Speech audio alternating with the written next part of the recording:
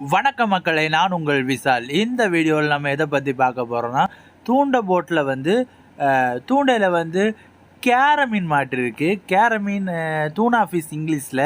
அந்த மீன் வந்து மாட்டிருக்கு. அதை அவங்க எப்படி மேலே தூக்கி எடுக்கிறாங்கன்னு சொல்லி தான் இந்த வீடியோவில் பார்க்க போகிறோம். இந்த வீடியோவை முழுசாக பாருங்கள். பார்த்துட்டு நம்மளோட பேஜை ஃபாலோ பண்ணிக்கோங்க. நம்மளோட யூடியூப் சேனலையும் சப்ஸ்கிரைப் பண்ணி வச்சுக்கோங்க.